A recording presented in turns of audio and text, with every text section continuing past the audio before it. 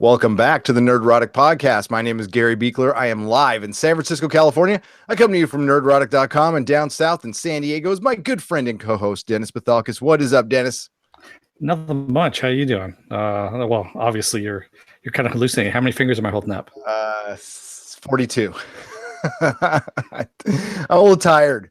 I've been up pretty much all night and started my first day at work today. And it was crazy, but it was fun. And here we are talking about a crazy fun TV show. Yeah, the titling says the finale episode, but we're basically going to cover episodes 7 through 10 where we left off last podcast. And that is Altered Carbon from Netflix, which I had seen a lot of trailers for, but we always we're not sure if we're going to do Netflix series because we like to do, event TV planning. But this one was so good that we were on our third podcast about this show. And that's pretty good. Yeah.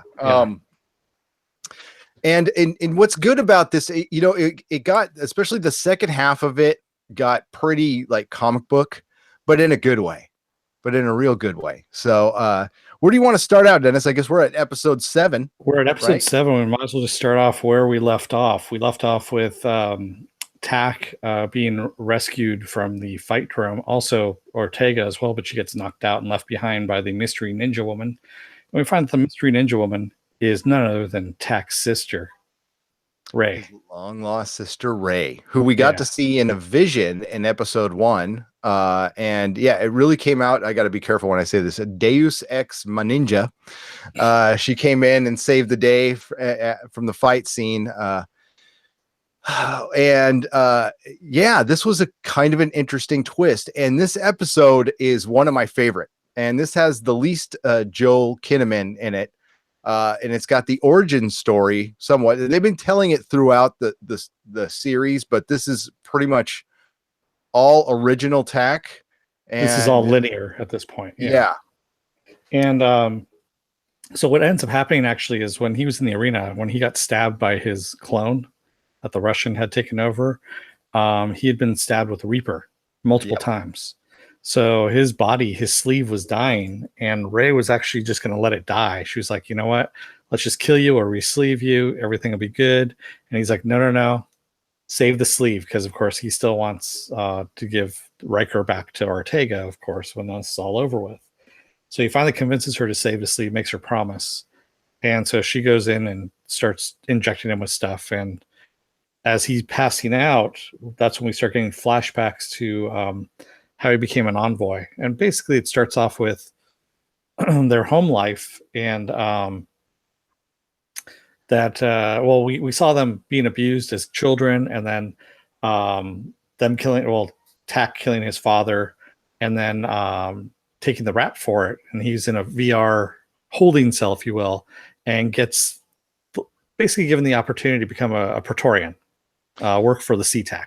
Yep, and he's questioned by Jaeger, who we see in the very beginning of the series. Yeah, we could tell there was a history with them, and Tak is a kid at this point too, right? About 12 years old. He's probably about 10 actually, because he says 10 years old. Yeah, and they basically said, when we he agrees to go with them, that Ray is going to be taken care of. And they say, okay, well, when you wake up next, you're going to be in the body of a man, and we're going to train you, which is really weird. So they're putting a 10-year-old in a man's body, and they're basically training him to kill. Yeah. So, yeah. And they mentioned it later, but they kind of unmake your mind. They make you into like a complete killing machine. Yeah, they break down all your inhibitions towards and up your violence quotient, basically. So they make you extremely violent.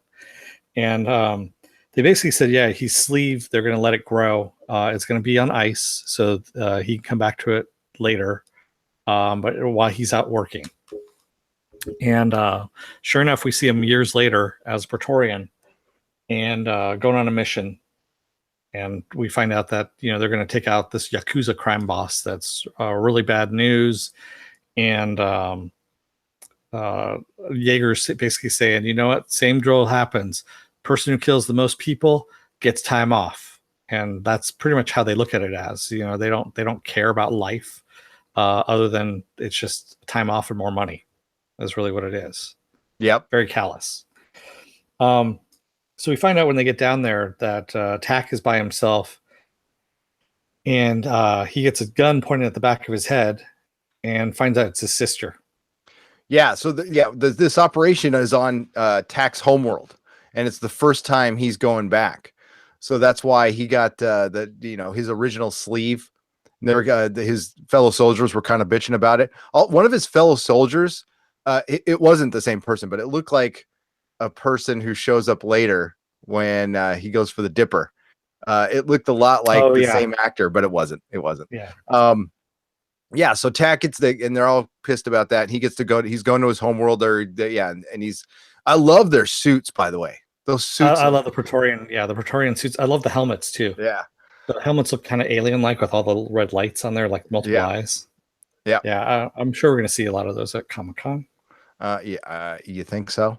Probably. And so we find out that so Ray finds that Tack is still alive and vice versa. And they decide that they're going to leave together. So they start killing Yakuzas and Praetorian guards and basically anybody who's getting in their way. That scene was one of the best scenes in the show. So he's walking up, going. He sees the Yakuza leader like come out to face him, and he pulls a sword on him, and he's walking into some encampment by himself, and you see a girl come up behind him and to put the gun to his head, and he's like, "Where did you get that necklace? That necklace belongs to my mom." And they takes the helmet off, and they recognize each other, and then right then and there, they switch sides. They're just like, okay, we're on our side now. And each of them shoots, like she kills the Yakuza leader and he kills another Praetorian guard. And they do a little slow-mo scene. First, they kind of lock in at looking at each other, making that decision. And that was cool. And then they just do this swing around scene and they just start wasting people. I love that scene. That was so cool and very comic book, by the way. Oh yeah. Very, very comic book. So that's when we find out that's how he left SeaTac, and they're on the run, and they go out to the forest. He basically says they're talking about the Patchwork Man again, and he says, "Did you tell anyone about what we found out in the forest?" And she's like, "No, I never did." So that's where they end up going, and they're going out to where the elder trees are at, because the elder trees make these really nice structures, and they go down deep, and they can live underground for long periods of time without being found. That's what he thinks. And they talk briefly about the elder civilization. It's only brought up a couple times. You can tell it's something to be, if this thing goes on many seasons, and this is a book series, so it's something that'll probably come up later. But they talk about the tree being constructed or designed, right? Yeah, exactly. He goes, do you think they designed it that way to make it grow and weave into the rocks and become structure to it? Or did it just grow this way naturally? He's talking about the Tack. He was actually saying that. So that was cool. And they don't bring it up much, but that's that, again, good world building on this. Although outside of Earth and Bay City, we don't know much. We know it's Holder's World. Is that what it's called? Holder's Planet, Holder's World, or something like that? Yeah, I think so, yeah. And it's 80 light years away, and that's all we know. It's the only other real planet we see. And it's this beautiful forest planet. It kind of looks like Japan, the planet. And Japan World. No, wait, that's Westworld. Yeah, that's so they head up into the caves. And and so they're outside. They decided to camp for the night outside there, and they get captured. But it's not by the Praetorians. It's by Falconer and her group.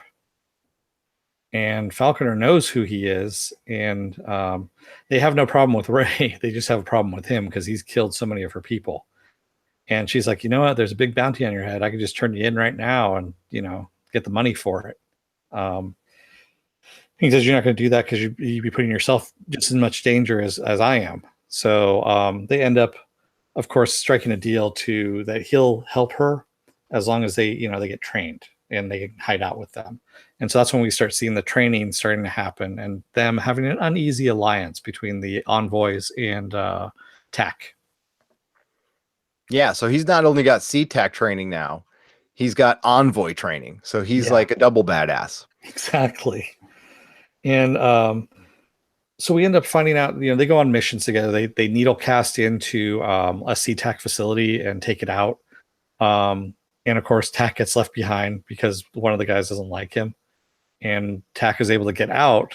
And of course, he's, showing what kind of a badass that he is. And we see him slowly but surely fall in love with Falconer.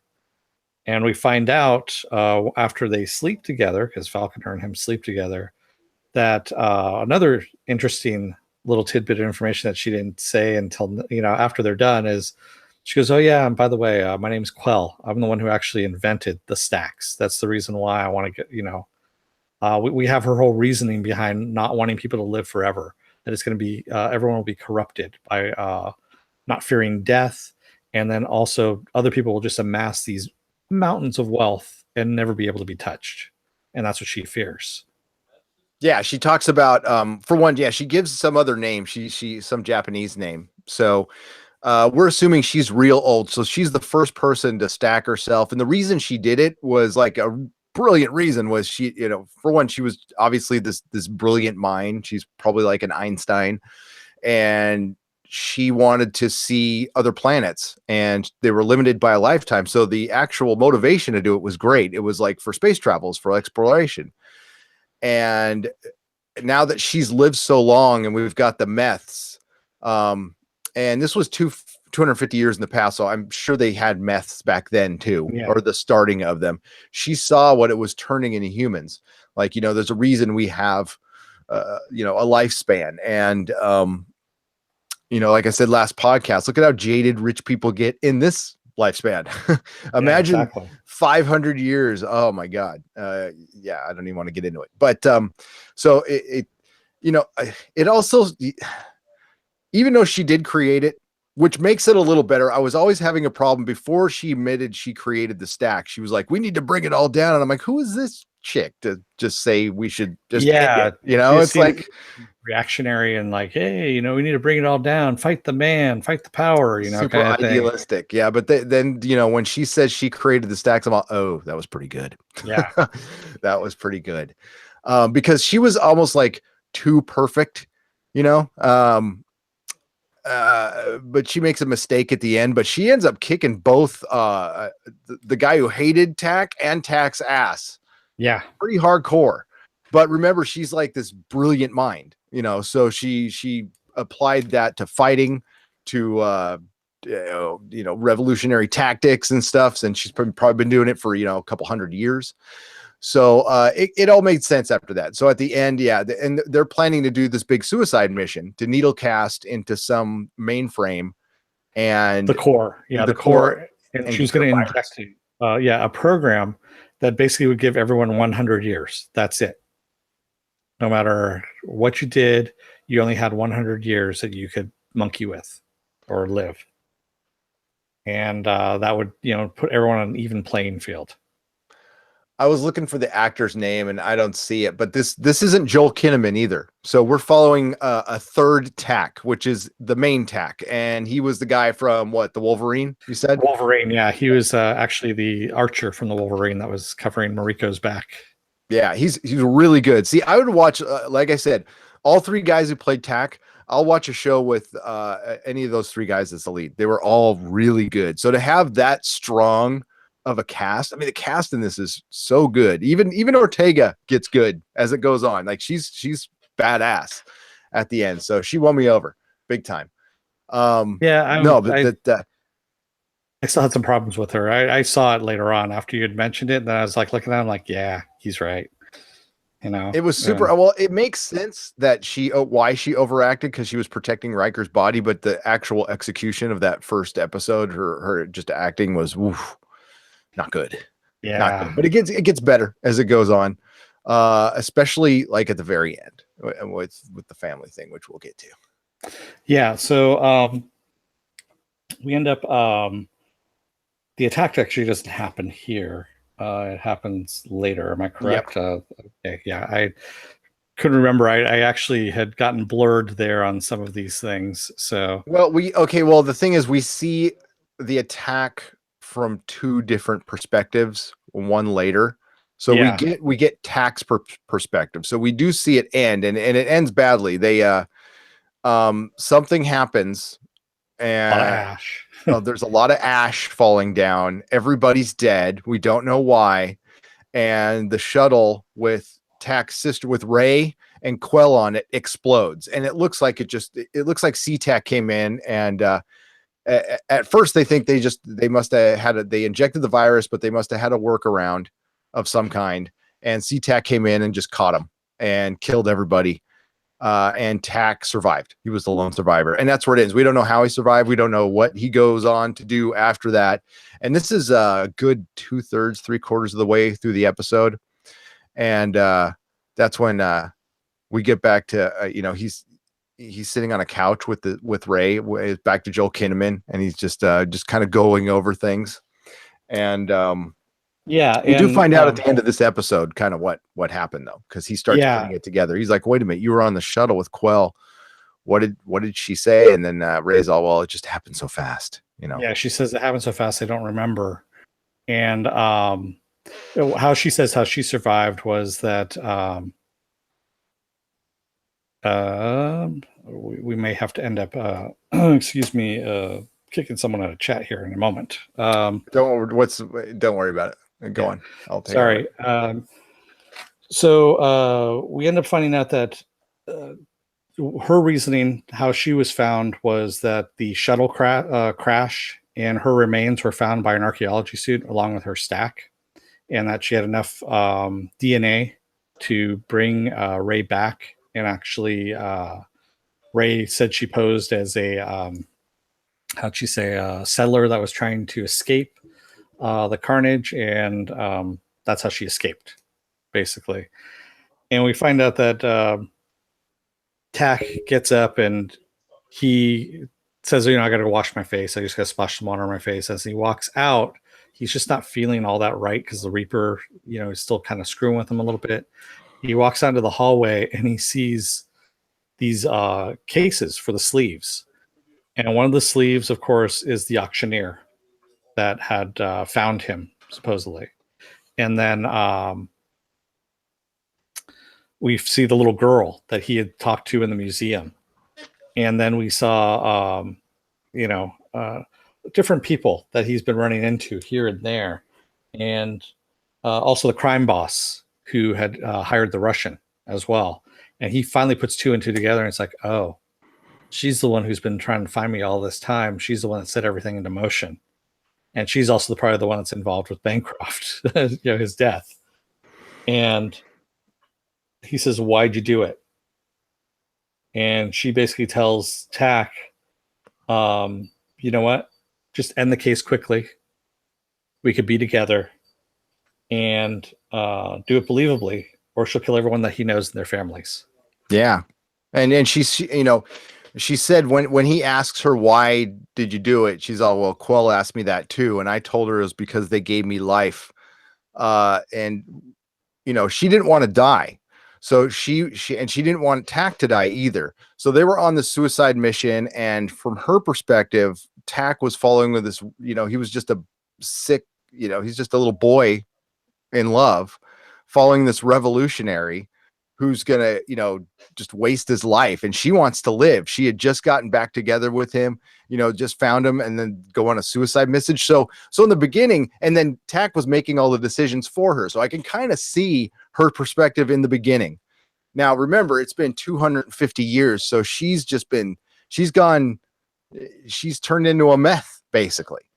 So, so she sold them out in the original one, and she kills Quell.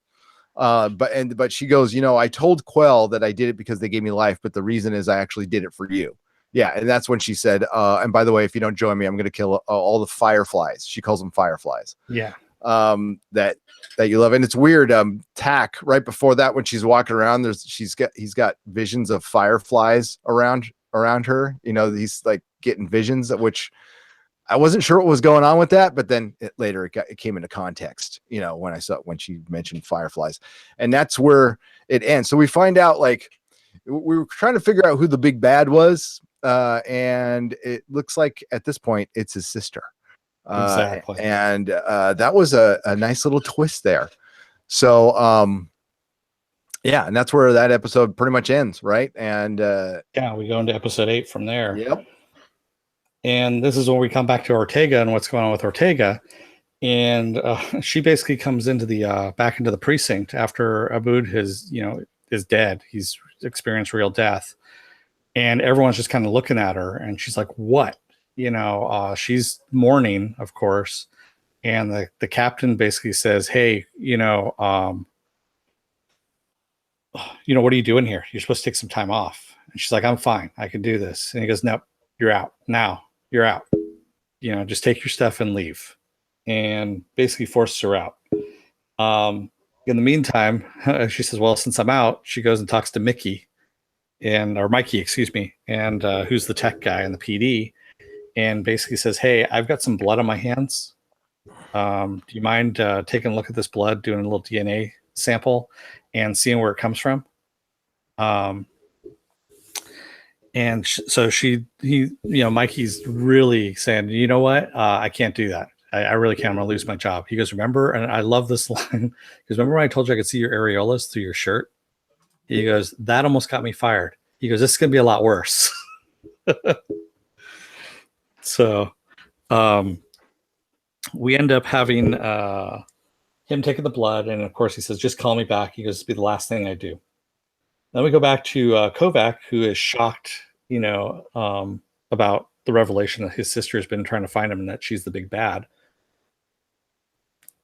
And she tells him to take the Ghost Walker, because the Ghost Walker works for her, and head on out and go and wrap things up with Bancroft. And he says, "Well, I need a dipper." And a dipper is basically like a hacker, if you will. And so he ends up requesting one specifically. It's actually Vernon's wife, Vernon Elliott's wife.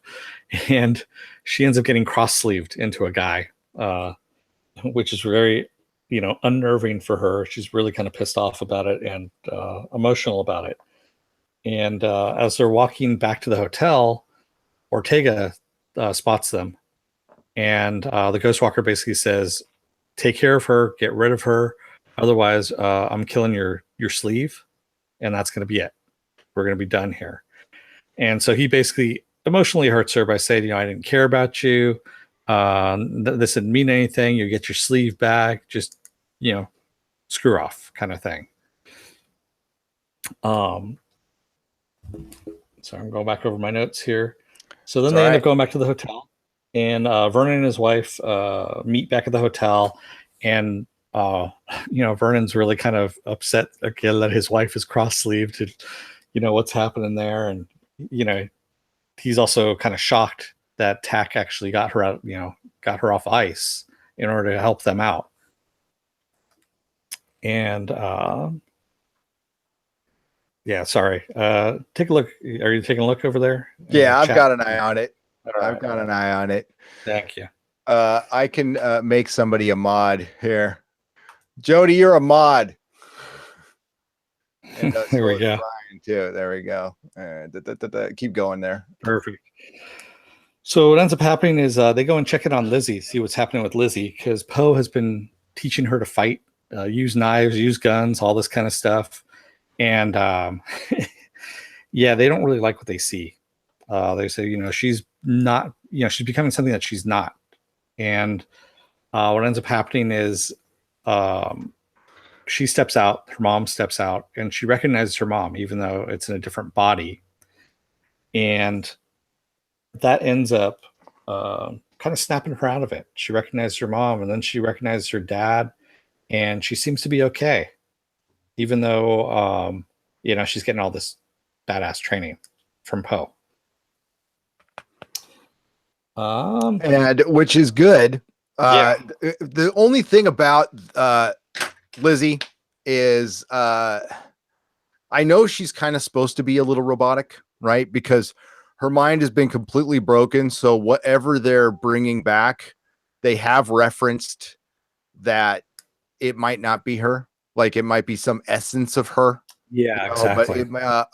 And so I kind of let that play, but it was kind of annoying me. That was one thing, is just her acting style was kind of annoying me. But as time went on, kind of made sense again. And that's what this show was really good at, was like, even with stuff I wasn't 100% getting, like they covered it. Like they really covered their bases. They got the details on this. Like this wasn't the deepest show in the world. This isn't a Mr. Robot or Counterpart or anything like that, but they really took care to kind of, close out any plot holes, any possible plot holes, or explain what's like kind of weird, and that's probably from the book. I haven't read the book, so I have no idea. I know they changed Poe. That's the only thing I do know. But it seems like I really want to read this book series now. I really want to read this book series now. Although Brian did say some of it does kind of play a little bit like low grade porn, is what he said. So, and that's bad. No, that's not okay. I'm just kidding. So basically all the nudity is kind of a nod to what goes in the book. Gotcha. Okay. It's probably worse in the book then. Yeah, it's a lot worse in the book. Man, there's a lot of nudity in this. Not that it's a bad thing or anything, but that was unexpected, we'll say. My son walked in at a couple of parts where I'm like, well, good thing we had that talk. I kickstarted into puberty a little earlier. There you go. So Tack asks Elliot's wife to put a virus back together from the envoys. He has all the envoy stacks. And we actually did see them go mad in the last episode. I was right about that. So basically how the envoys died was they had a virus transmitted into their stacks. And the reason why Tack and Ray and Falconer didn't get this virus is because they were out of range at the time. So basically what this virus does is it makes people go mad and they attack each other. So everyone attacked each other and killed each other. One guy actually gouged out his own eyes, one of his eyes, and was slowly going mad. So really, really weird. And so that's why Tack actually asks her to put this virus back together, because he has a plan for it. Yep. And we find out that plan is Poe is going to infect one of the other AIs. It's actually the fight drone AI. He goes over to go and play poker with them. Actually, he was going to go bowling, but it turns out to be poker night. And that fight AI wants Lizzie. He heard that he has Lizzie in the VR and wants her. And of course, Poe has become very attached to Lizzie. Yep. Oh, she's my friend. She's my friend. So he infects this AI with this virus. It goes mad and he leaves him to die. That's part of the plan here, which we're going to get to in a little bit. So Tack ends up inviting all the suspects. Sorry, I was kind of going back and forth with that chat thing, but yeah, me too. By the way, I don't care if you guys get salty in the chat. That's as long as it's cool with you guys. That's why I made Jody a mod. I don't want to be a curmudgeon and block people. We're seeing it out of the corner of our eyes, so we're not totally sure what's going on. So I didn't mean to ruin anybody's bit or anything like that. And I definitely all about, we get salty here too, so it's all good. So I just wanted to make that clear real quick. I was just kind of, I can't. It's hard for me to concentrate on two things at once. Yeah, exactly. Me too. So, but it's all good, guys. It's all good. So with that, the guy who took what was Elliot's wife's name? Yes, Ava? that was the whole thing. Ava. Yeah, yes, that's it. That whole thing was so cool. How they did that. At first, I'm like, what? But how they played that, this is the way you could play this show and have a lot of fun with it. And you could also, they could get real deep in themes on this if they so choose. I think Brian's read the books and he could correct me if I'm wrong. I don't know if they keep it kind of like comic book level as far as depth, or they actually get into a novel and they work with these themes, because these themes of changing bodies and putting people, just getting whatever body you get, and do you still love that person or not? I think it's really interesting. I thought that was and the guy did a really good job. The actor did a great job, and how he started styling his hair and acting like a woman, that was pretty good. When he grabs his chest, he goes, "Where are my breasts?" I know, right? Yeah, that was funny. That was it was a funny move, kind of a dick move, but you see where Tack was coming. So Tack, through all this crap he's been through, is like probably the one really good guy. out of, probably because he didn't live those 250 years too. He was on ice the whole time. So yeah, no, it's a character I like a lot. Sorry, go on, Dennis. I interrupted you. No, that's fine. That's actually is good insight. I like that. So Tack invites all the suspects to Bancroft's house, where he ends up saying, he's going to wrap everything up here. And he basically says the attorney, I forget the attorney's name now, unfortunately. I did too. The lady from Bones. Yes. Actually, she's called, I just saw Synth Woman there. That was something else. But anyway, the attorney ends up being framed for all of this. He basically says that she drugged him with Stallion and sent him off to what was it? The Head in the Clouds. Was it Head in the Clouds? No. I think it was just one of the other bars, right? No, and they and Ava helped.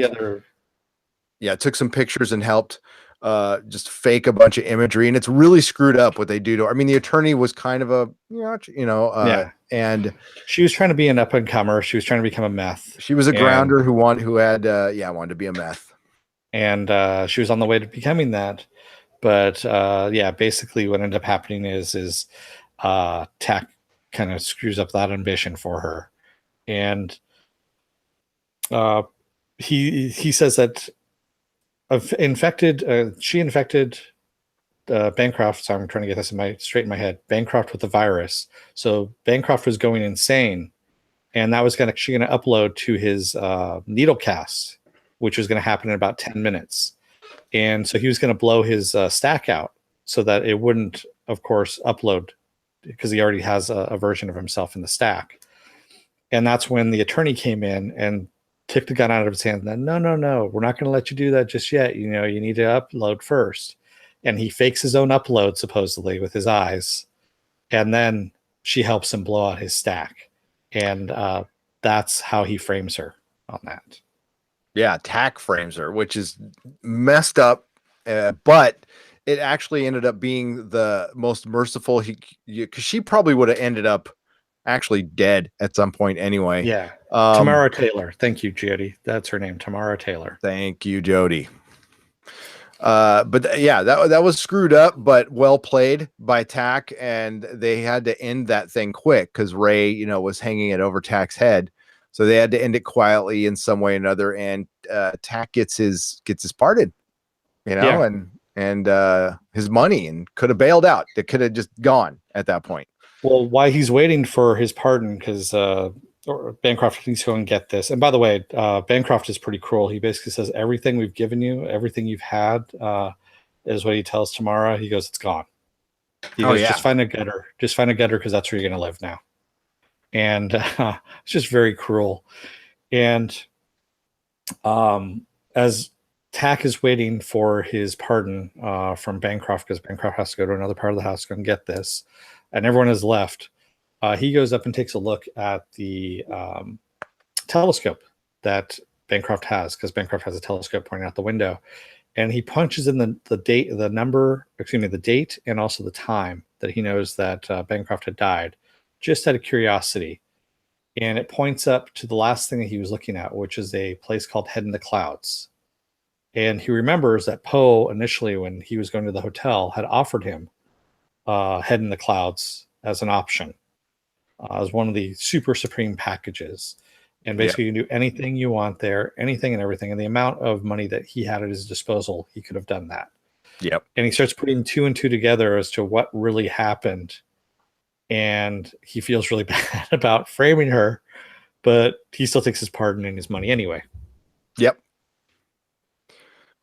And he's kind of done at that point, right? I mean, he's like, I can just get out of here. And he's got this open offer from Miriam, right? That you can run off. Did she make that offer yet? Or am I getting too ahead? She made an offer to him to go and basically go to this island.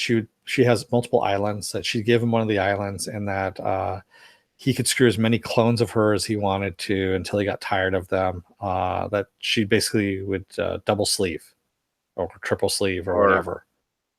Ocho sleeve. Yeah. Ocho sleeve. Yeah. Ocho sleeve. Dude. Yeah, that's a hard offer to turn down. But the curmudgeon that Tack is, he kind of does. He leaves it in the back of his head though, a little bit. But yeah, that was a crazy little scene where all of her clones are. Yeah, that was that's where I get an idea, Brian, of the softcore porn that we're dealing with here. And meanwhile, we have Ortega. She finally finds out from Mikey that the blood that she had in her hands was from an upscale clone from Psych, from the place they had gone to in the beginning, where you can have clones tailor-made, and that's actually where Bancroft has his clones, and Miriam and all the rich families have all their clones. So she finds a ex-perp of hers that actually works there, and she says, "You know what? You owe me." So she says, "I want you to walk me in." And she gets walked in there and, of course, shut into one of the chambers. And that's when Ray comes to life. And Ortega starts fighting a bunch of naked Rays. Yeah. So earlier we had a bunch of naked Miriams running around. Then we had a bunch of naked Rays. And Ray is played by, again, don't know her name, girl from the Dollhouse. She's been in a bunch of things. She's been in a couple of Joss Whedon things. She doesn't look like she ages at all. Like Dollhouse wasn't yesterday. Dollhouse was like almost 10 years ago. Yeah, no, she ages. I've seen because I've seen her and stuff before that. She does not age. No. Not as much as other people do. I mean, she takes very good care of herself. We'll just say that. She must work out. She does look like she does work out. Yeah, it's interesting. So basically, Ray is in the fight to the death, of course, with all these different clones that keep popping up. And she wins. She finally finishes off one of the last clones, but gets hurt pretty badly in the process. And she sees this little girl that's off on the side. And the little girl says, "Oh, a door opens up, and that's where the little girl is." And the little girl says, Jody says, Dyken Lockman is her name. She's Australian. Thank you, Jody. I was trying to look up her name as I was doing that, and I couldn't do two things at the same time there as I was talking. That's what we got Jody for. Thanks, Jody. So what ends up happening is we see this little girl is actually one of Ray's sleeves. And we're like, oh no. And that's how it ends with Ray and the little girl's sleeve and Ortega trying to help her, but we know something bad's going to happen. So we go something 9. Very bad happens. Yes. Very, very bad. So episode 9 starts off with back at the hotel, and we have Tak is trying to get a hold of Ortega. He's trying to get a hold of anybody at this point. Ortega, Elliot, anybody, and no one's answering. And he's like, why in the hell are they answering? And finally Ortega stumbles in, cut up, and she just, he takes her upstairs, bathes her, starts tending to her wounds. No, and then she says, I can't believe she sleeved the little girl, and she made it sound like the girl like stuck her or something. I don't know, probably shanked her or I don't know. Hey Johnny, thank you very much. Johnny Papas just give us $2. Oh, Johnny, thanks. If you got a question, if you have a question, let us know. Yeah. That is all right. So, takes her upstairs into the room and starts tending to her wounds. And as he's tending to her wounds and talking to her, he realizes it's not Ortega. It's Ray. It's Ray. In Ortega's body. Which is really messed up when you think about it. Really messed up. Yeah. And she basically says... this is the scene where, because I was kind of questioning, remember at the beginning, this girl's acting abilities. And when she gets up out of the tub, I was watching to see my wife. My wife's all, I see why they picked her for the show now.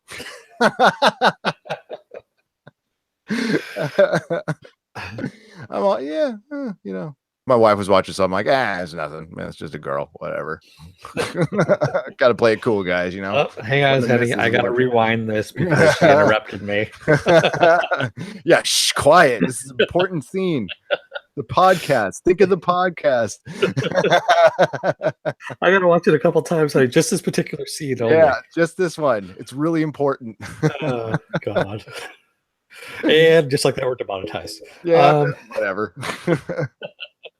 So she basically tells Tack that he made a big mistake by trusting the Fireflies, by going behind your back and helping the Fireflies, and that now he's going to kill all of them, everyone that he knows and cares about. And we see the Ghost Walker basically going to the Ortega family's house and knocking on the door, and basically kills her uncle right at the door, and he just starts going through and just he slaughters everyone in the house, the grandmother, the kids. I mean, and of course he asks all of them, "Are you a true believer?" before he takes them out. So it's just like, wow, man, it is brutal. Yeah, he takes out grandma, and all we see, and this makes it worse. This is why you don't show everything. Okay, they could have, well, you probably couldn't have shown them brutally murdering kids, but just you see a couch and then the kid's legs sticking out, which makes it worse, just way worse, and a big streak of blood where he dragged the bodies, and this really solidifies, like, okay, because before this you're like, all right, maybe Ray's a little redeemable. Yeah, she's done some murdering, but it's his sister. It's like, nope. She's irredeemable at this point. Nope. She can't die. Exactly. And so then we have Tack comes in because he realizes what's going to happen. He runs over there and he sees the carnage. He sees the kids and everything. He's pissed and then also defeated at the same time. Yeah. And he's pretty much ready to give up at this point. Oh, yeah. I mean, like, for one, it's his sister who's this monster. And then there's this Ghost Walker guy who, I mean, for a little guy, he's tough. And he's badass. So the actor who played him was great. It was very Bond villain, but in all the good ways. A little odd job. Mr. Lung. Mr. Lung, the Ghost Walker. But he was good as a bad guy.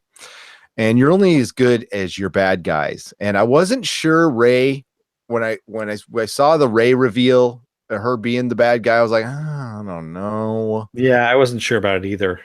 Is this family motivation again? And Brian, correct? I don't know if you're still watching, Brian. Correct me if I'm wrong in the book, but that, like, she was just like, it seemed to me like she was like sexually in love with Tack. Like, it was way more than it was paternal. It was sexual. It was just completely messed up. So, True Tran is his name, Mr. Lung's name. Yeah, he's great. And that happens with abuse victims, it does a lot. I was waiting for some Game of Thrones action to start going on, some Jaime and Cersei at some point. I definitely got that vibe. They didn't go there though. And I'm pretty sure, I mean, it didn't help that, she'd been bought by the Yakuza at the orphanage. And so I'm fairly sure they did some really messed up stuff to her. And she, wasn't right in the head afterwards. So yeah, I'm not surprised. No. But like I said, it was a worry. But for me, it was executed well. So yeah.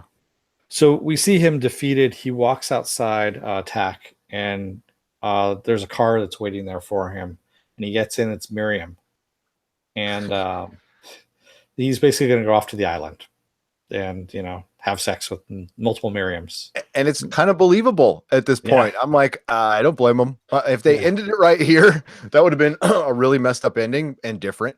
A very foreign film ending. Everybody dies and no resolution. Foreign films. Yeah. And but then we cut back to the hotel and we see Tack sitting there with everyone and goes, "There I go. There I go." And then we flash back to 18 hours earlier. Yep. And this is where we get the Ocean's 11 cut of this. Yes. I kind of take liken it to, and Tack's plan.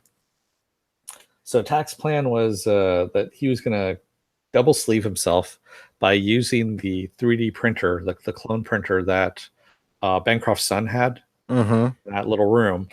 and make a clone of himself so that they could fool Ray and everyone else, of course, as well. And then one of them was going to go up to head in the clouds and break in there and actually get to Ray's real body, her backup as well, and infect it with this virus so that she can't back herself up again. She can't needle cast out of everything, because that's the only way to defeat her. Because we found out that she's needle cast backup. She's a meth. She's got the means, and basically they need to take her out from the source. And the only way to do that is get up into this really high security area. So they have Ava, Elliot's wife, having to hack into this thing in order to get them passes. So they set up Vernon as a general. They get him past the preliminary safeguards, if you will, or it's very JJ. It's very Alias at this point too. They have to have like a transmitter, and it has to be in the vicinity. It has to be like right next to her, to interrupt her backup. They can't do it remotely because reasons.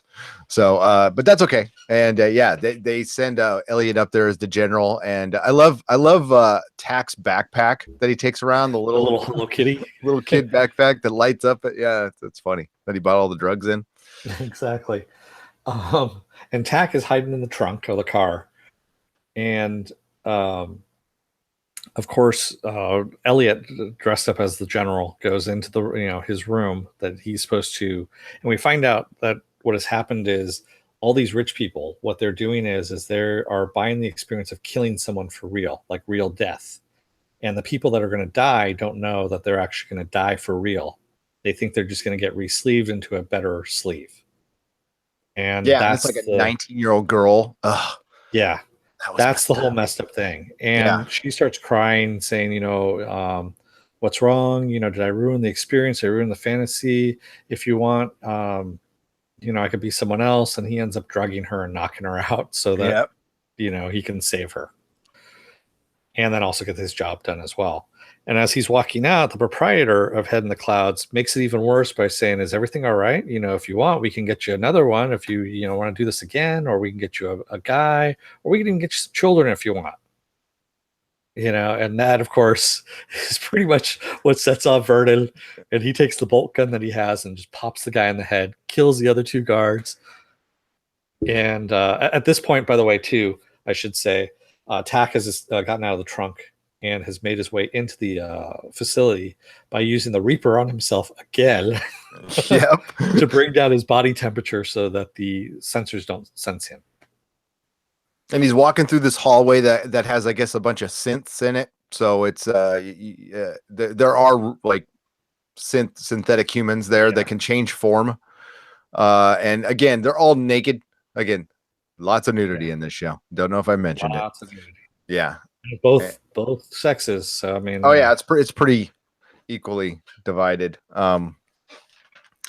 Like this one's for the ladies, Yeah, I started to think that Tack was addicted to Reaper as well at this point, because he really liked doing it. He just kind of like, okay, oh wait, I need one more.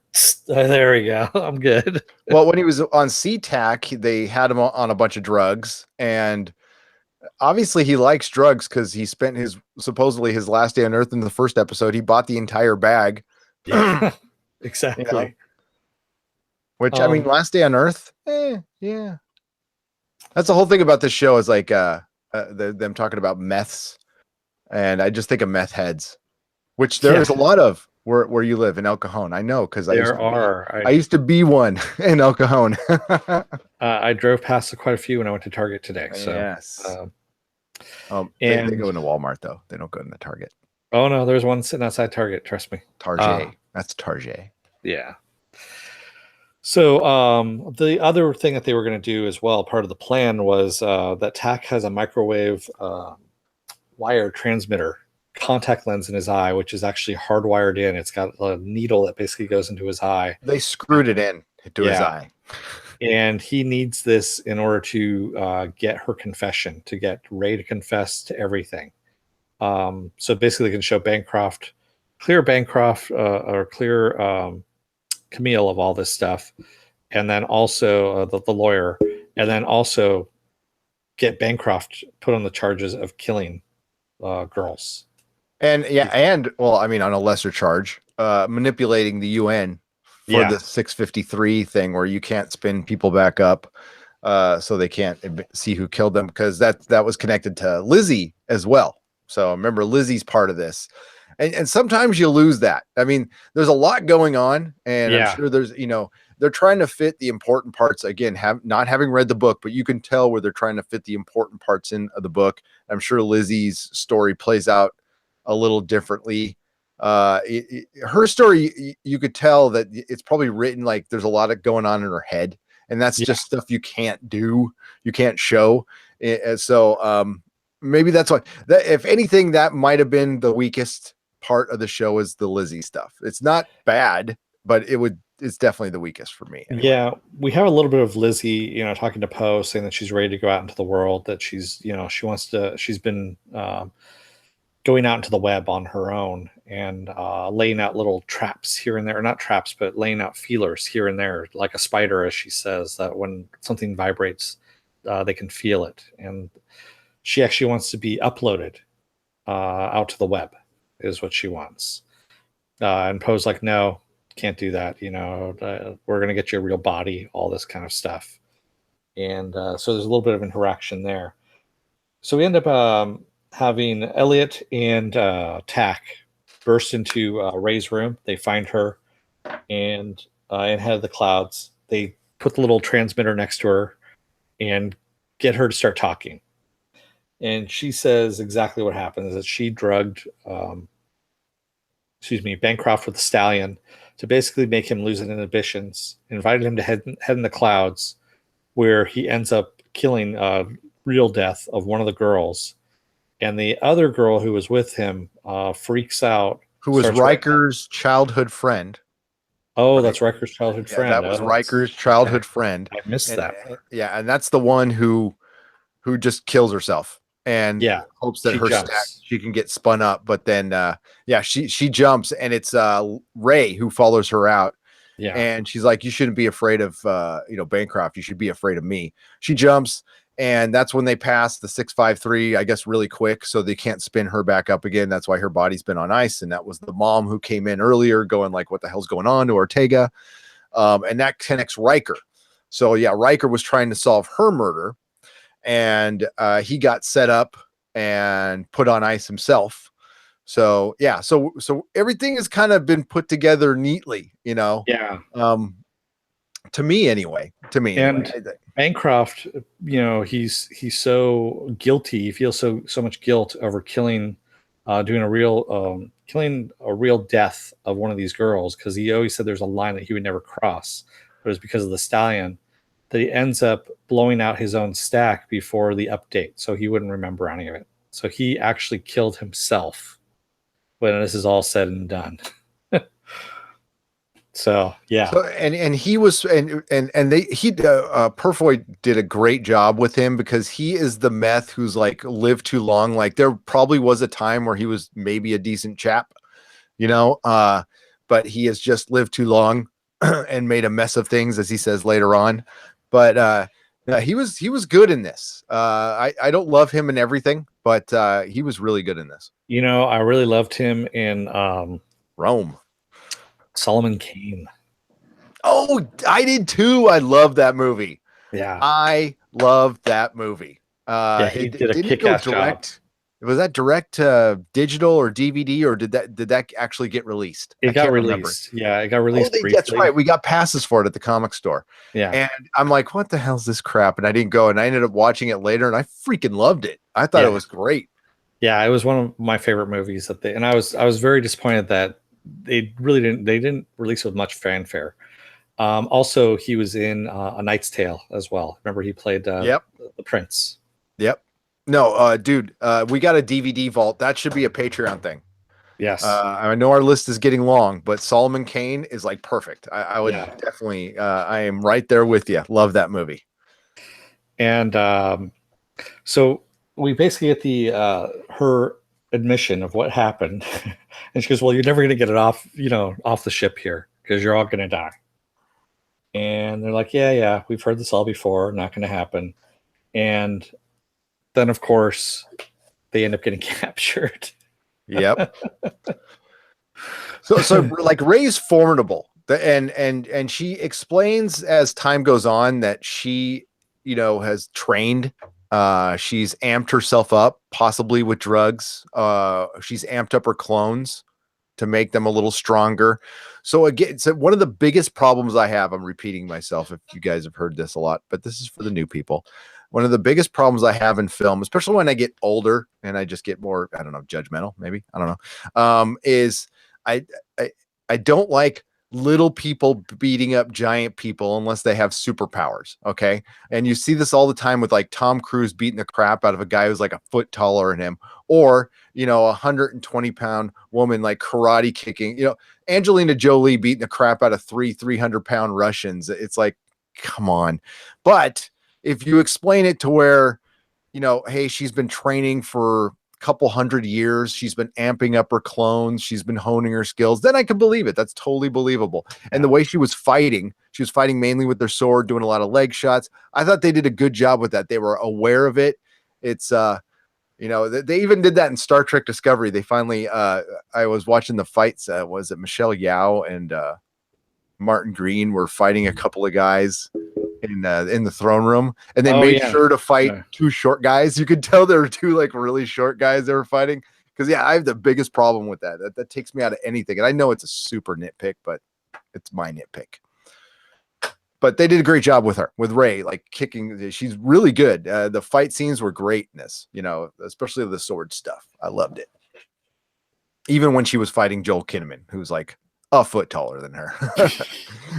But with swords it's different. So that leaves us at the end of episode 9. There we go into episode 10. And by the way, so Ortega, where's Ortega in all of this?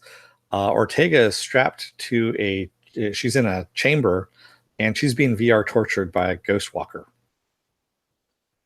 Not the best place you want to be. No. And it's basically what Tack went through, but worse. So she gets to witness, Ghostwalker being being the kind and gentle person that he is, recorded the horrible murder that he did and is showing it to Ortega over and over again. So it's like her coming to the episode starts with her holding some groceries, coming to the door of her family's house. An apple falls down and she looks up and she sees some blood on the wall, sees her papa, splayed out, and then sees mom come up. And she was bleeding, and she's like, look out, he's behind you. And there's Ghostwalker just making her repeat this over and over again. And she becomes aware of it after a while. And, she runs into the room and sees the kid, comes back, gets her arms kind of like she's chained up to the wall, though it's not really there. And then she's like, no, this is a construct. This isn't real. How many times have I done this? And, Ghostwalker comes down, not nearly enough. And they just repeat. And then he disappears. Ghostwalker disappears. Yeah. And the whole construct goes to black. And she's just screaming like, where are you? Where am I?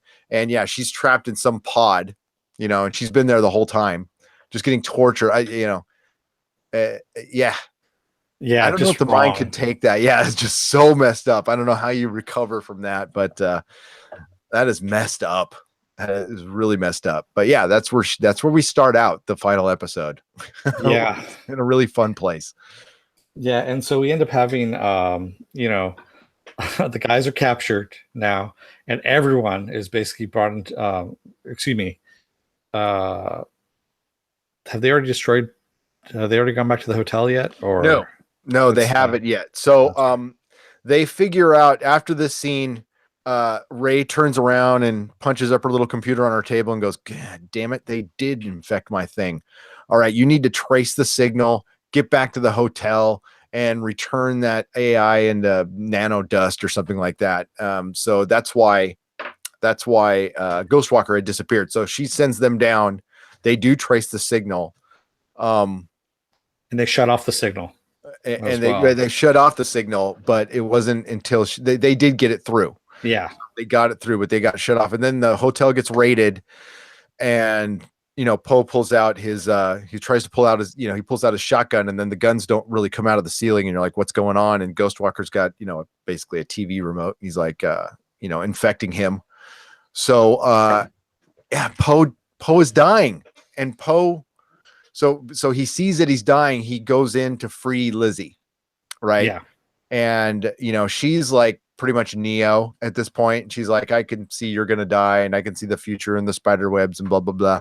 And he just wants to send her somewhere safe, but she's like, no, beam me up to head in the clouds, which he can do. He has a connection to head in clouds, which I don't know why he didn't beam himself up there, but yeah, so he's corrupted already. Yeah, he was pretty corrupted, and he's like, yeah, he's disintegrating and dying. So at the same time, he's got like a gun. Well, he's not at this point. He's like hanging on the bar and dying. He's talking to Ghostwalker and pretty much calling him inhuman, and then he sends Lizzie off, tells her to be careful, and then cites some, I guess, Edgar Allan Poe, which is appropriate towards the end, and he dies. And I was really mad. I was like, no, fucking no. Yeah. One of the best characters. And I know. It's like, God, they get rid of him. Damn it. Which hopefully we see him, in the sequel. Yeah. Second season, I should say. The Expanse did that too, with a character. I don't want to spoil it, which one. Yeah. And well, I love The Expanse. Love it, love it, love it. They have never replaced that character. They've put in some new ones that are pretty good, but they couldn't carry that character's gun holster. Okay. They couldn't. Yeah. So yeah, Poe being gone, hopefully it looks like he's pretty gone. I thought when Ghostwalker grabbed the stack, I thought that was him uploading it, but it was actually Lizzie's stack dying and being sent away. So and then Mickey, the guy who's been helping Ortega, like the man in the chair the whole time, while Poe is dying, tries to grab a gun. He gets killed. So poor Mickey gets killed, and the guy risked everything to help Ortega. And Ava's the only one alive, and Ghostwalker picks up Lizzie's stack and said, whoever was in here is gone forever. So Ava thinks she just lost her daughter forever. Yep. And lost everything. They killed Mickey. Poe died. They take Ava prisoner, and they're bringing her back up. So that's when we get everybody back together again. Yeah, and basically, Ray basically tells Tack, you know what? You need to learn to become yourself again. You need to, come and join me. So who do you want to die? Out of these people? And he goes, you can't make me choose that. She goes, no, I'm not making you choose. You're going to do it. Yeah. You got to learn to become yourself again, kind of thing. And it's like, wow. Okay. So she really is just full on out and out evil at this point. Yeah. Well, she even says it. She's a meth. I'm a meth. I'm above rules. And, and which is everything Tack hated. I mean, yeah, he kind of got brainwashed by Quell, but it did make sense. And, as time goes on the series, you definitely see that they I think they do a very good job showing you that, yeah, meths are pretty bad, you know? So it's not because at first I'm like, is this just going to be a rich people bad thing? Come on. That's so tired. But, no, it's a immortal people bad thing, which I can totally believe. That is 100% believable. Like, yeah. What's that say? I'm going to paraphrase a really good saying that I can't remember all of, but you're the hero only to live long enough to be the villain or something like that. The Batman saying, you live, heroes live long enough. Oh, I forget now. It's basically, if you don't die young, you're just going to live long enough to be the villain. I'm screwing that up, but it's a good saying. Look it up. And Google it. So Tack ends up convincing Ray not to kill them, and just she's like, okay, well, they're going to be my insurance policy. You're going to come with me. If you screw with anything, basically, I'm going to kill them. And so she takes them out into the hallway, and they're walking them off to some other room. And meanwhile, Lizzie has downloaded herself into a synth body. Yeah. And one of the guards who's walking through the synth hallways, he has a fondness for this one particular synth model. Yeah, the psychobilly one with the Betty Page bangs. Yeah. I like that one too. He says, what are you doing off of your rack there? No one should have been downloaded into you just as of yet, unless you want to play. And she basically kills him, turns her, and she morphs into herself finally, and decides that she's going to help everyone out. and then puts on the worst costume. Worst costume. Where I don't know what they were thinking, but I mean, and maybe it was trying to be like a juxtaposition, but she's got like fun hair, and then she puts on like a dominatrix costume, which was, what was not it's flattering just to wrong. her body build or Yeah. anything. I was like, what? I don't Yeah, know who was Jody, in that's right. costuming that day. You either die a hero or live long enough to see yourself become the villain. See yourself become the villain. Yep. Thank you, Jody. Thank you, Jody. So, yeah, and then she kicks a lot of ass like we thought she would. Well, yeah. She ends up popping out into the hallway there, kills one of the guards, and of course, everyone else starts helping as well. And Ortega, in the meantime, has been released from her torture chamber, and she's along with the group as well. And she goes after Ghostwalker because Ghostwalker has, she knows he's killed her family, and she's got some revenge to pay. In the meantime, and she finally starts using that freaking bionic arm of hers too. Yeah. She's been using it here and there. So, but man, she like full on like employs it. She's like, yeah, there's a pretty gruesome scene. So we end up also having the police finally growing a spine and some balls and deciding to raid Head in the Clouds. Yeah, because the lawyer comes back and basically tells them where they have Ortega. Exactly. So the captain, like, kind of redeems himself by getting his ass up there. And in the meantime, the Elliots, all three of them, decide to go into the back room and get rid of the controls that are keeping Head in the Clouds up in the clouds. Yeah. So I don't know what their out was on this, but they're like, nope, we're shutting this biatch down right now. And of course, it required 3 switches to be thrown at the same time. And good thing there was 3 of them. Hey, come on, that wasn't coincidental at all. It was a coincidence. It was okay though. I like the family working together as the family unit. That was fun to see. So yeah, that was cool. And the Ortega fight where she crushes his ankle. Yeah. I was like, whoa. I was waiting for that one because I'm like, dude, you're standing right next to her arm, the bionic arm. Your leg's done. Well, she not only just crushed it, but then she also turns it to the side. Yeah, that was bad. Breaks it, just kind of like, I was like, damn. Yeah, wow. That was hardcore. And then he starts like getting away, and that's when the captain shows up, put the gun in his face, and she, that's when she pulls his weapon out. Ghost World. Sorry, Ghost Walker. Ghost World like that. And his little like scoop weapon, whatever it is. Where the flower. Yeah, and are you a believer, motherfucker? And then and he takes him out. And I was like, yes. Yeah. Yes. Doesn't bring the family back, but that was good. And in the meantime, we've got Tak and Ray are actually trapped in her quarters because the big steel doors come down, and there's fighting. Yes. And fighting. That fight goes on for a long time. Yeah. And they're matching each other pretty well. And it was a good fight scene. They end up, of course, stabbing each other at the same time. Yes. Which was kind of apropos, I thought. And what was it? Who gets how does Tak get the gun? Tak gets a gun. Well, no, she pulled out a gun when after they unstabbed each other, she went and put a clip in her gun. And she blew out one of the windows leading to the outside. The gun goes to the edge, and then she ends up shooting him once in the shoulder. Yep. And he gets the gun and knocks it out of her hand again, and that's when it goes away, and that's when they stab each other. Yep. And then he gets the gun, and is going to blow her stack out, and they have the cool little scene. And she's just like, go ahead and do it, and because she doesn't want to go on ice. She's like, I'll rather die than give myself up to the coppers, and those coppers won't catch me. And it was a effed up little scene. I was ready for her to die. I'm like, just kill this right now. But then when he does it, there was a really good scene between Kinnaman and her, and him just kind of doing the no, over his sister's dead body. It was actually a really sad scene. And Ortega's trying to like get in the door. It's like, I guess, deadlocked at some point. And he's telling her to take off. He's going to go down with his sister.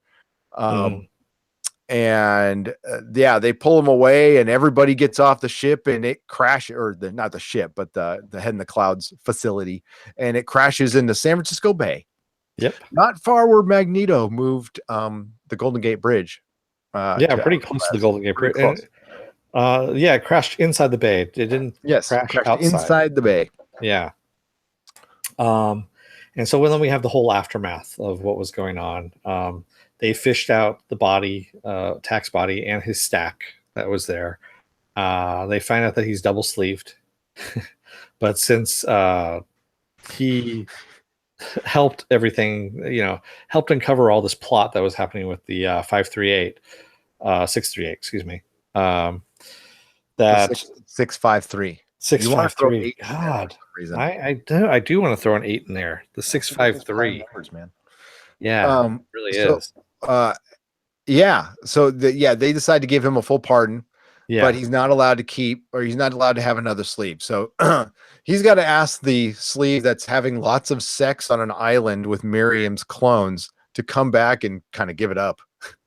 Yeah. And they do it again. They choose with a game of rock, paper, scissors. And they've been doing the rock, paper, scissors thing since earlier. I mean, they did a couple of transitions in like episode 3 or 4 of like two hands playing rock, paper, scissors. And you're like, what the fuck is that? So that's how they wrapped everything up. It was pretty cool. Yeah, and we find out who actually won, and it was the guy who went down with the ship. Yeah, because he remembers everything. It's like, wow, okay, I'm actually surprised. The guy who actually gave up his life but remembers all this stuff. You would think that he wouldn't want to remember all of it. Yep. No, I was fully expecting them to like let the clone live, because at this point, I think it's established. Well, they haven't said anything yet about souls or anything. I think it's just pretty much that's you in the stack. Yeah.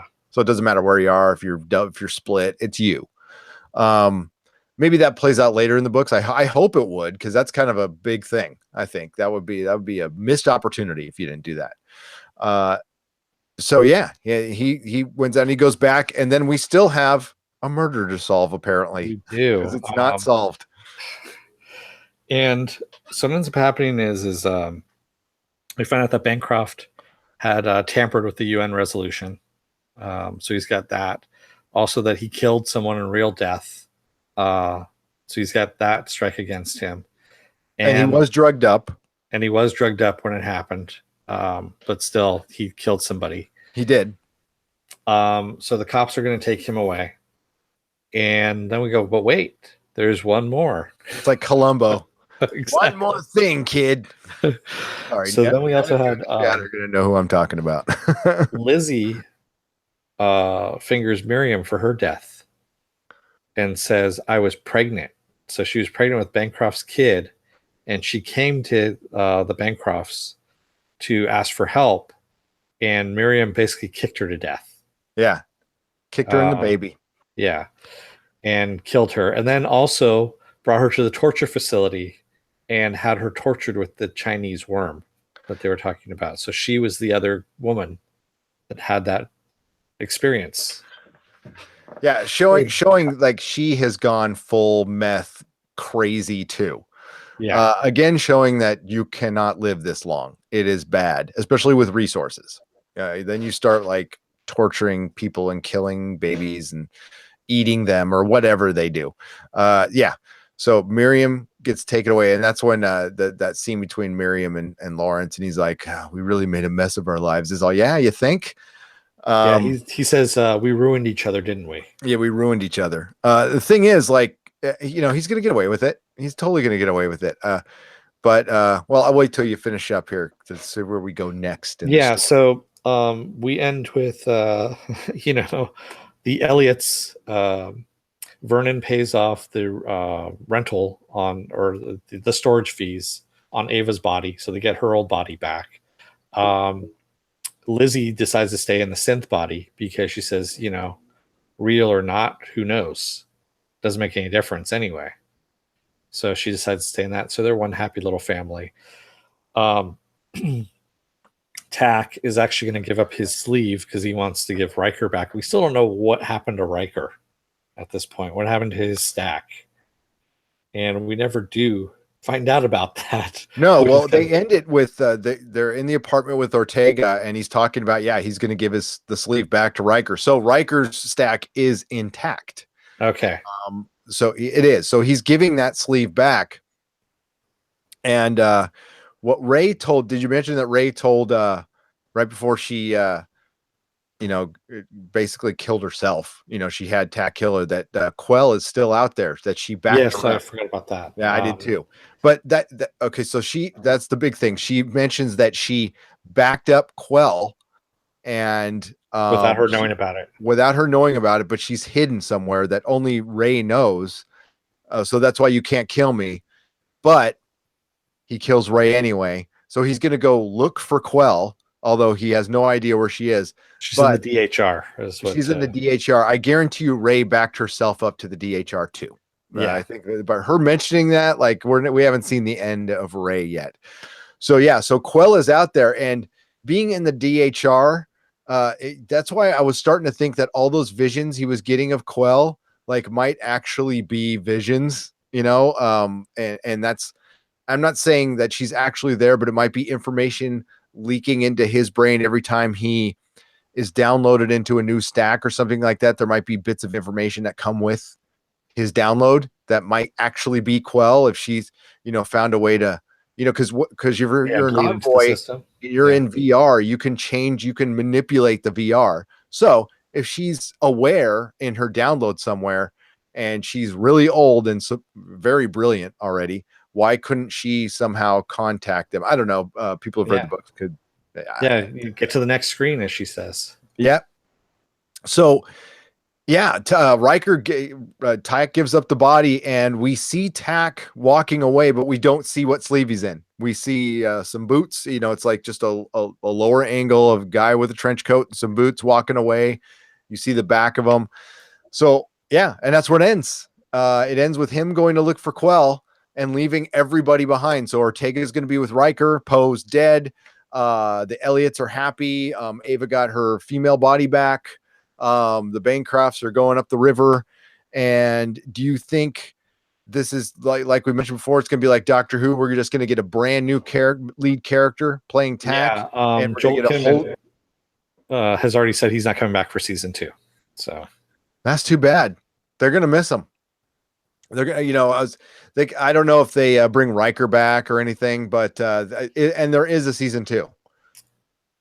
I don't know. He just said that he's not coming back for if there's a season 2.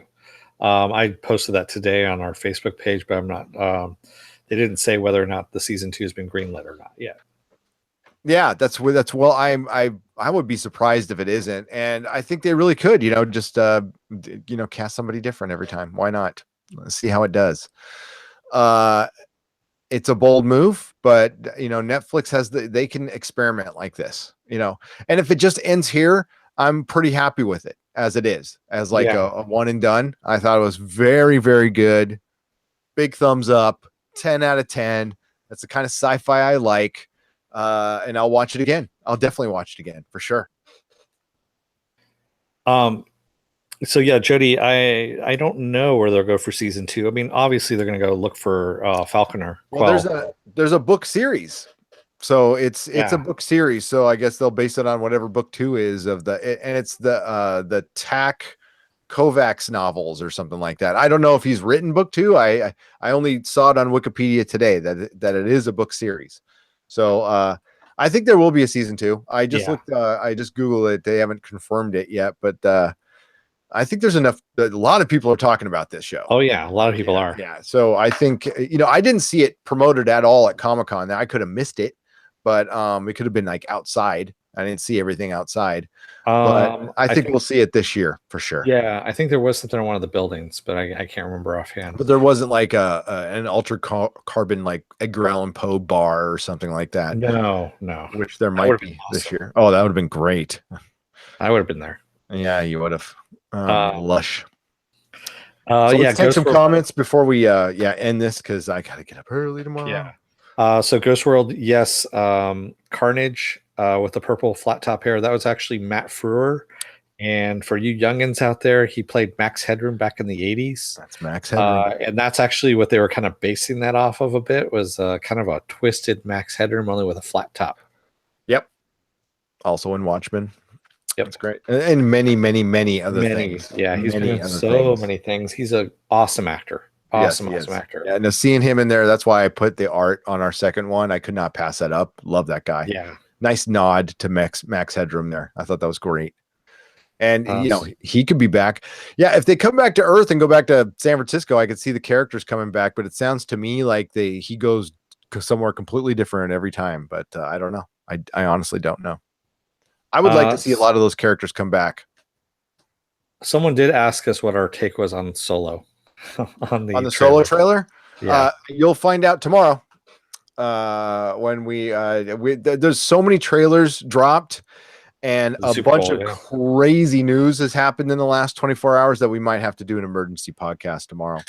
The Fox Disney deal might be Comcast might come in and outbid Disney. Sony, the Sony sale is looking like it actually might happen. To who we don't know. There's a lot of stuff that happened in the last 24, 48 hours, and like 5 trailers dropped that we need to talk about. Westworld and Solo, Infinity War, a Rock movie, Cloverfield. That was crazy. They did a trailer, and at the end of the Cloverfield trailer, they're like, "Oh, would you like to see the movie now? Because it's on now." And I'm like, "What?" Yeah, it's been getting pretty hammered too. Really? The 2 reviews I saw liked it, so I'm gonna check it out. I am a fan of Cloverfield. I liked it, so I'll check it out.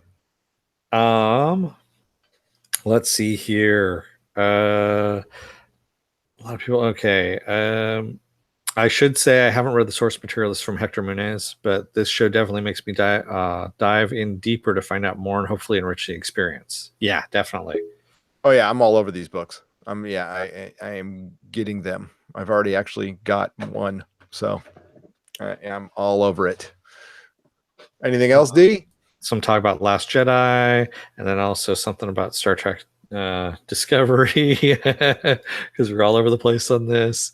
And then yes, as we go down further here, Candace Williams says Lizzie was giving me Trinity vibes.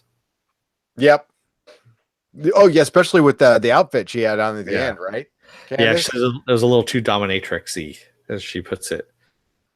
And so okay, we also spoiled. Comments. Yeah, Ghost World got spoiled by Bam, unfortunately. But what happens, because he's only up to episode 6, so he has some. Oh man. Yeah, but Bam had typed it out, and he was like, "Damn it!"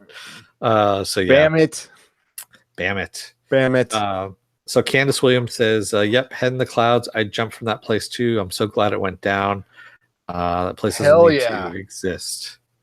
And disaster cities: number 1, New York; number 2, San Francisco. Right? Yes. I did not recognize that San Francisco at all. They mentioned a couple streets. That one of them is close to my house, but didn't look anything like it. Yeah, and the Fell Street police station. The Fell Street police station. Yep. Ghost World actually says to Alexandra, if you join the Facebook group for Neurotic, message me on there, and I can see you literally a chapter by chapter summary that I wrote on Persephone Rising. Okay.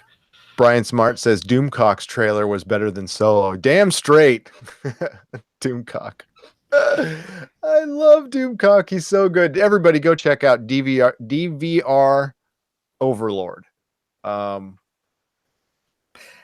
he's funny.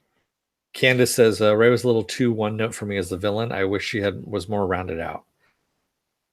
Yeah, I think that was the whole thing, was that, they were talking about the AIs being crazy and clingy.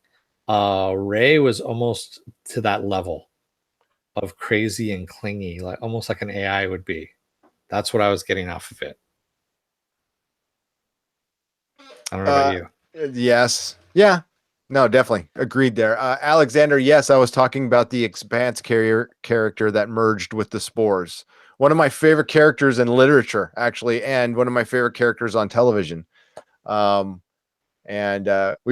to be careful there, but Yeah, we don't want to spoil it for If anybody. you've read along in the books, you know what happens. And I'll just wink right there. And The Expanse is coming back pretty soon. Hey, did Yes, Westworld trailer, did they give a release date? Yes, they did. April 22nd. Yes, it's April. Damn, Yeah. that's good. So it's taking Game of Thrones slot. Oh yeah, we'll be covering the hell out of that show. That was actually one of the first shows we were recapping. We started recapping regular, so I cannot wait. It looks supposedly there's an alternate trailer that's out there now too. Oh yeah, we're gonna be all over it tomorrow night. Sorry we didn't get to more of your comments, guys, but I got to be up at 5 a.m, so we got to cut this one off. Yep. But thank you, everybody, and thank you, Johnny, again for the $2 donation. Thank you so much. And we got a new patron, Lawrence. Thank you, Lawrence, for joining Patreon. And Viking Bitches in there, Isaiah. There's also 2 more who I'm spacing right now. I'm sorry, again, tired. And everybody in the chat, Jody, Ghost World, Hector, Candace, Alexandra. Candace. Apple Crow came in briefly. Bam. Bam. Yep, Bam is here. Yeah, and we had some people early on in the beginning as well. So we did. Yeah, what happened to Omar? Or was it? Yeah, Omar. Omar has been booted. Yes. Did Omar get booted? He did get booted. Yeah. Okay, that's too bad. He got too salty. That's how it goes. He was a bot, actually. Oh, okay. There we go. Yeah. So and Matt was here too for a little while. Your friend Matt. Oh, Matt. Yeah, I saw Matt. Yeah, Matt. No, I'm just kidding. Thanks everybody for joining us in the chat. It's a lot of fun. I had a lot of fun with this one, Dennis. I love this show. Yeah, it was really good. It was really good. I really hate having to condense all these things too. It's just you never know where how much to put in, how little to put in, and where to cut back on it. And yeah, it just kind of sucks for us because they just drop it all at once. Like here you go. Yeah, it's really bad for recapping podcasts. I don't know. It's a tough nut to crack. Aside from the selfish reasons, I also don't like. I understand why they do this, but it takes it out of the consciousness, the collective consciousness of the internet. When you drop everything and it's just gone. And this is a show that if it was out weekly, everybody would be talking about it like Westworld. Yep. For a good 3 months. And that's advertising you can't buy. So I hope Netflix figures that one out, because right now they got money to burn, so they can do this dropping stuff. I don't think it's the future. I actually don't. And even Ben Edlund agreed they were going to drop the Tick all at once and on Amazon. They went, wait a minute, let's make it 2 parts. Let's try it that way first. Him who said it too. Yeah. Yeah. No, let's cut it in half. Let's cut the season in half and do it that way. No, Mr. Robot is a great example. If you would have dropped a show like that all at once, it would get forgotten about. It would get absolutely forgotten about. But because that came out every week, yeah, that was great. Like Counterpart, if they dropped that thing all at once, it would get forgotten about. So, because it's on Netflix, it's out there. I wouldn't recommend any other network do that. And you get people like us for free advertising your show. Yeah, sometimes we'll criticize something, but not a lot. Not a lot, really. We're a walking commercial for the show right now. So and Counterpart, and yeah. So and I hope everybody enjoyed it as much as we did. So yeah, but we better cut out. Dennis, any final words? I just want to say to Hector, yes, Jean-Claude Van Johnson was awesome. I'm glad you enjoyed it. Unfortunately, it's been canceled. So hopefully they drop the second half of the season out there so we can get some closure. Yeah. But and Ghost World, the only thing that's stopping us from doing one episode at a time instead of all at once is that it's time. Day job. It's basically, yeah. Could not do that. Yeah. We're going to be doing it with the Tick in a couple weeks, so that's going to take pretty much all our time. Yeah. Yeah. Sorry. Wish we could. We got 3 out of it, so not bad. Yeah. Yeah. It's not bad at all. So don't let the door hit your ass on the way out, America and the rest of the world. May the small folks sing songs of your greatness. See you tomorrow for a special live podcast at 7:30-ish. Good night, everybody. Good night, everyone.